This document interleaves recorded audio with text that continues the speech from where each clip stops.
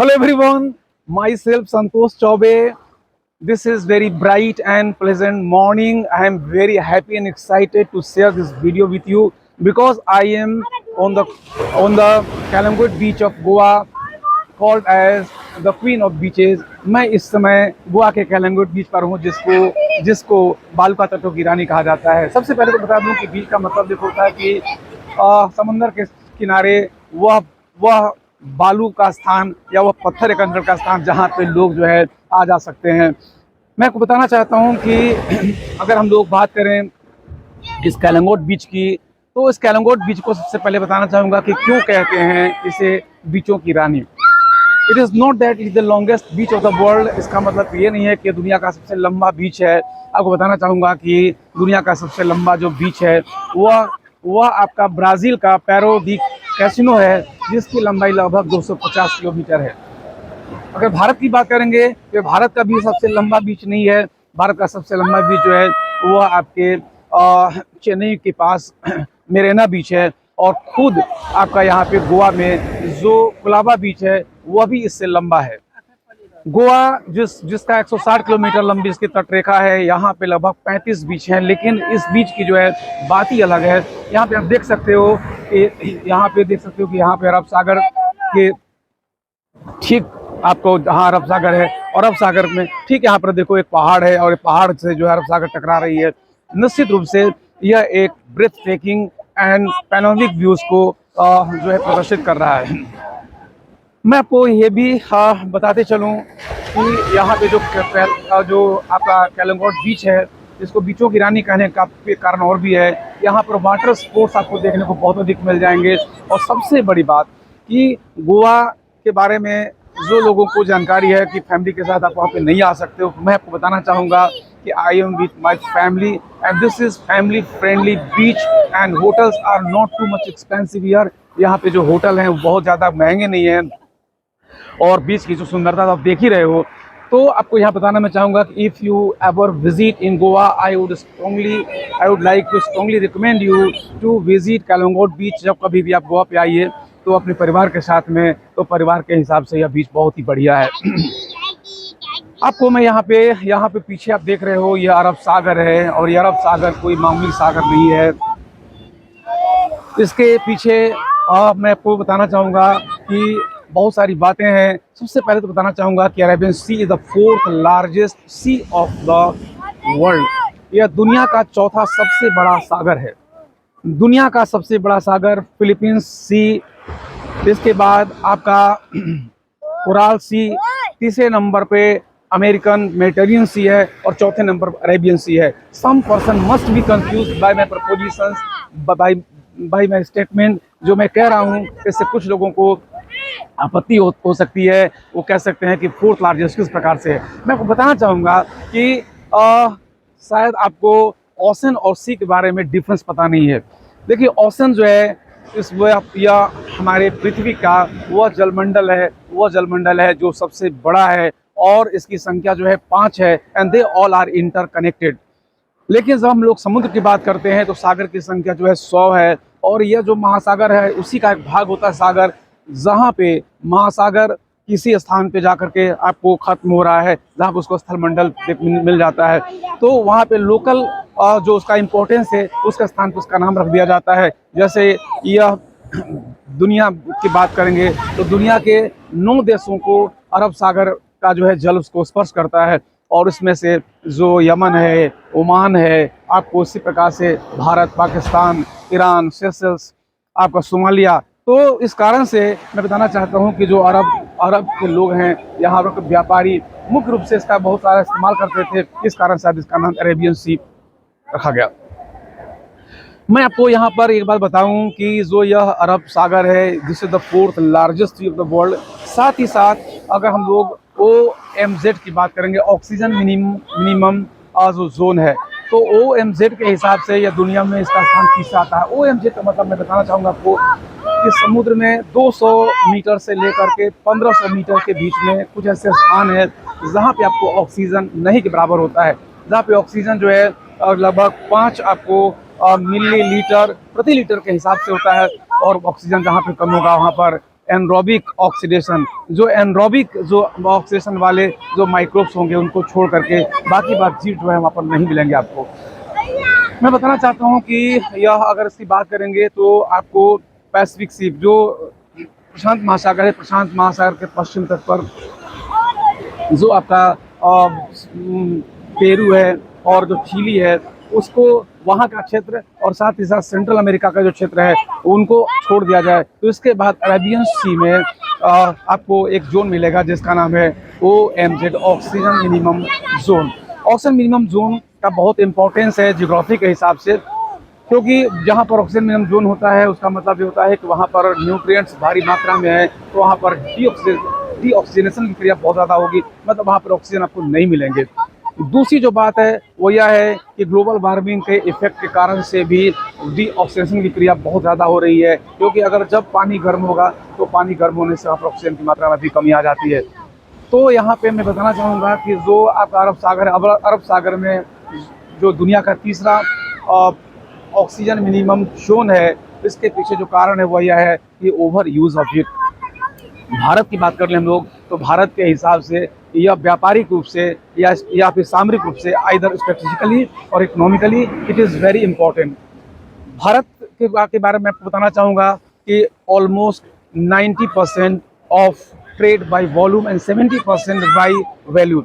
भारत का जो है 90% जो है आयतन के हिसाब से और 70% मूल्य के हिसाब से जो व्यापार है वह व्यापार होता है आपको समुद्र के मार्ग से, जिसमें अकेले जो अरब सागर के तट पर आपका जो मुंबई पोर्ट है वो अकेले 60% बाई वॉल्यूम जो है यह भारत के ट्रेड को जो है कंट्रोल करता है। मैं बताना चाहूँगा कि भारत में 14 मेजर पोर्ट्स हैं और आपके 217 जो है माइनर पोर्ट्स हैं। मेजर और माइनर पोर्ट का मतलब क्या होता है? मेजर पोर्ट का मतलब यह होता है कि वे पोर्ट जो सेंट्रल गवर्नमेंट के अधीन में हैं, और माइनर पोर्ट का मतलब यह है कि वे छोटे पोर्ट हैं जिसको स्टेट गवर्नमेंट रन करती है। मैं बताना चाहूँगा कि जो आपका पोर्ट मैनेजमेंट है यह आपको भारत के 7वीं अनुसूची के सेकंड लिस्ट में है, मतलब कॉन्करेंट लिस्ट में है। इस पर दोनों के द्वारा मैनेज किया जा सकता है।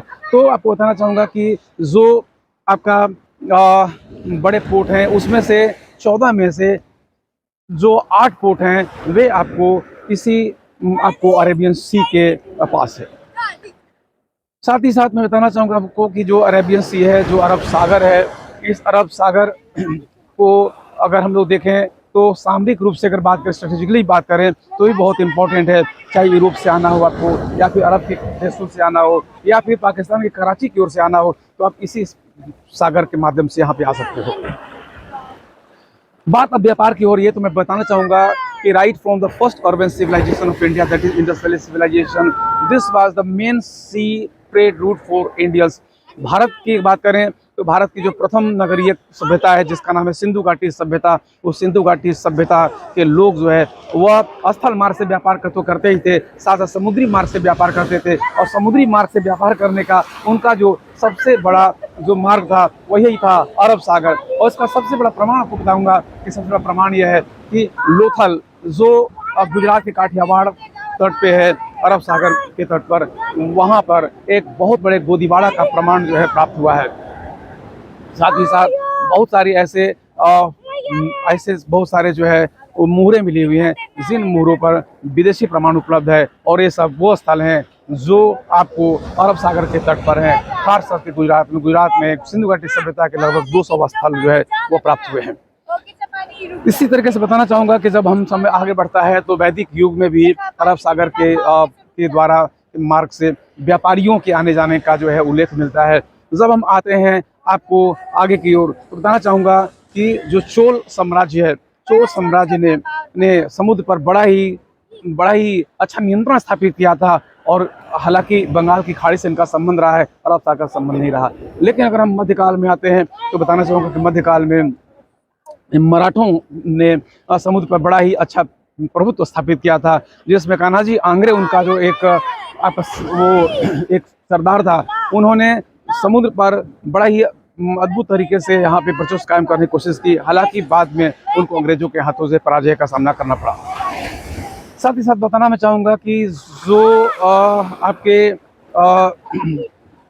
यूरोप के व्यापारी हैं, स्थल मार्ग से तो आते ही थे, लेकिन साथ ही साथ वो सबसे पहले उन्होंने यहाँ पर आने की जो शुरुआत है वो समुद्री मार्ग से उन्होंने आने की शुरुआत की। और इसका प्रमाण है कि रोमन सम्राट ऑगस्टस के सिक्के जो है वो पौंडीचेरी या पुदुचेरी से प्राप्त हुए हैं।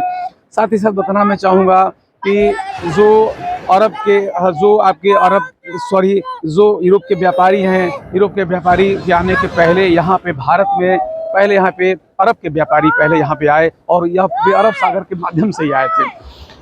आप लोगों को शायद जानकारी हो कि सबसे पहले अरब के लोग भारत के संपर्क में किस प्रकार से आए थे, इस्लाम जो है भारत में किस प्रकार से पहले आया। तो बहुत सारे लोग तो यही कहेंगे कि मोहम्मद बिन कासिम 712 ईस्वी में भारत पर आक्रमण करता है और वहीं से सिंध पर कब्जा के साथ ही भारत में इस्लाम का यहाँ आगमन हो जाता है। लेकिन बताना चाहूँगा कि आपकी जानकारी ये गलत है।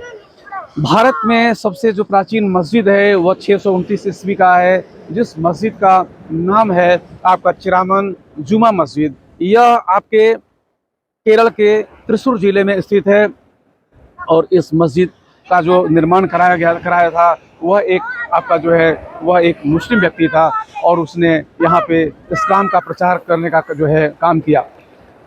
मैं बताना चाहता हूँ कि इस्लाम के प्रचार के साथ साथ यहाँ पे अरब व्यापारी भी आते थे और अरब व्यापारी जो अपना व्यापार करते थे।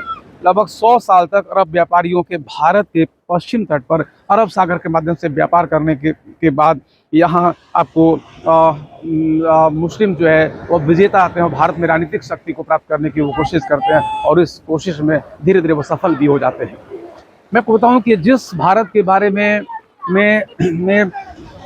मिल्टन ने पैराडाइज लॉस्ट में बहुत बड़ी प्रशंसा की, उसने दिल्ली और आगरा के बारे में कहा कि these are the heavens like cities in India.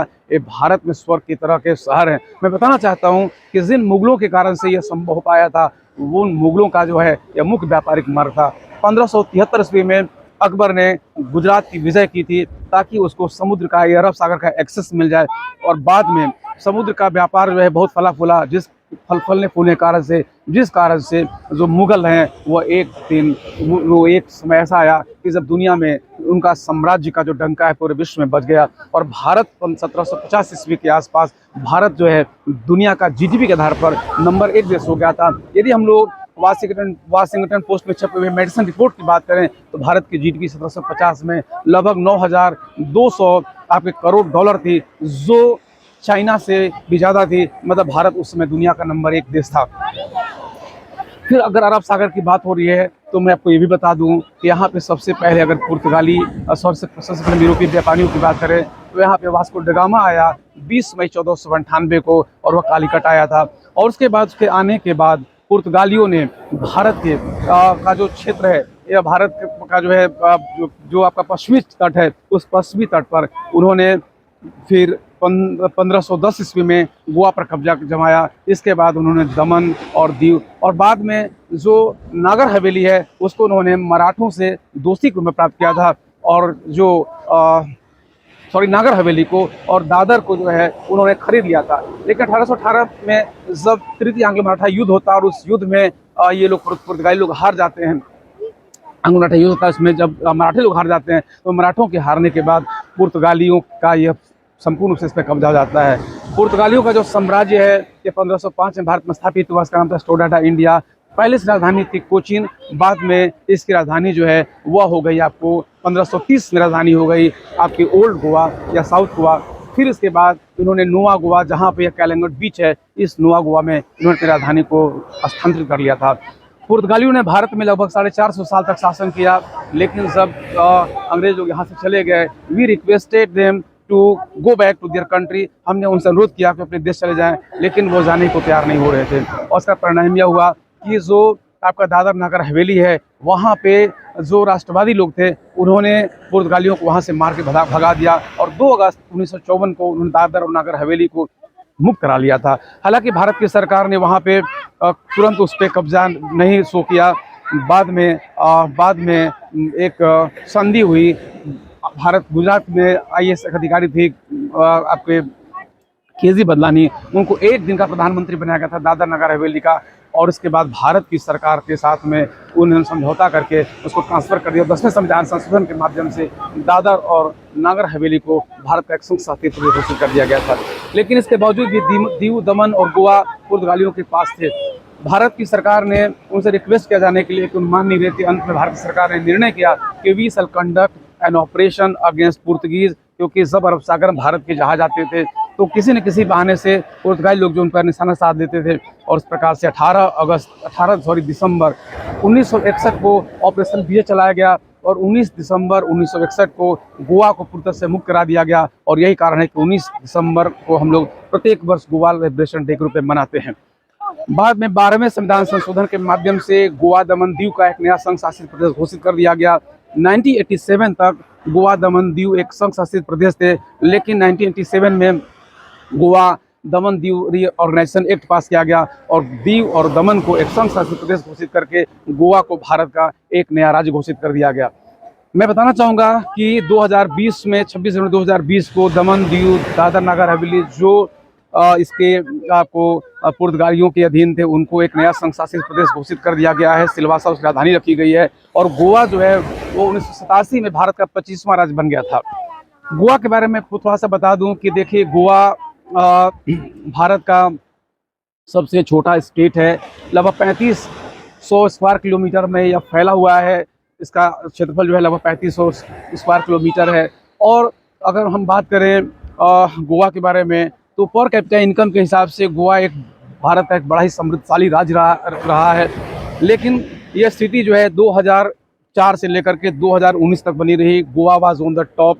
लेकिन क्या हुआ कि धीरे धीरे गोवा का जो टूरिज़्म है जो उसके जीडीपी का 40% कंट्रीब्यूट करता है, गोवा का टूरिज़्म जो है श्रिंक करने लग गया। और श्रिंकनेस के पीछे जो सबसे बड़ा कारण वजह बताई जा रही है वो ये बताई जा रही है कि बहुत सारे जो सेंटर्स हैं वो गोवा के कंपटीशन में आ गए। दूसरी बात है कि यहाँ पे जो टैक्सी चालक हैं उनका जो व्यवहार लोगों से ठीक नहीं है। नंबर 3 है यहाँ पे होटल वालों ने ओवरचार्ज करना शुरू कर दिया। जो भी हो, लेकिन गोवा का टूरिज़्म जो है श्रिंक किया। 2000 मैं बताना चाहता हूँ कि 2000 हम लोग 19 की बात करें, 2019 में यहाँ पे 80 लाख जो है यह घरेलू यहाँ पे सैलानी आए और लगभग 15 लाख सैलानी जो है वह थे आपको बाहर के।